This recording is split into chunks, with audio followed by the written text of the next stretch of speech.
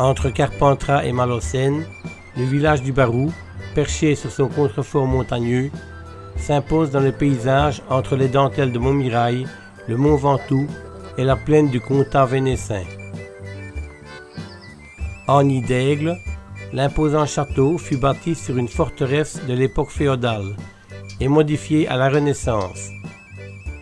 Haut lieu stratégique dont les origines remontent au XIe siècle, le Barou servait de frontière, de poste de garde et de péage entre la Provence et le Dauphiné.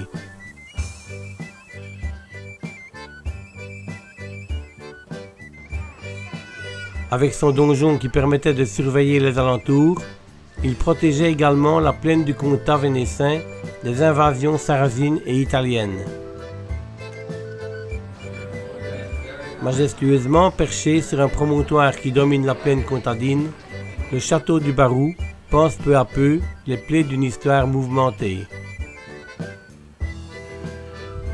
Pendant la Seconde Guerre mondiale, soupçonnant que le château abritait la résistance, les Allemands l'ont incendié. Bonjour nos amis belges, ici vous êtes dans un château du 15e. C'est un château qui était à la frontière de la France. C'était d'un côté les États du pape et ici c'est un château défensif qui défendait les papes contre les attaques des Huguenots qui venaient de la montagne.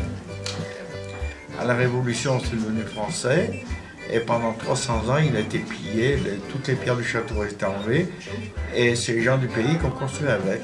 Et il a été commencé à reconstruire en 1912 et après brûlé en 1944 par les Allemands et nous on continue à le restaurer.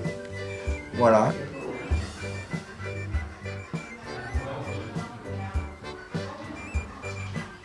Voilà, je vous ai relaté en quelques mots une infime partie de l'histoire de ce remarquable château.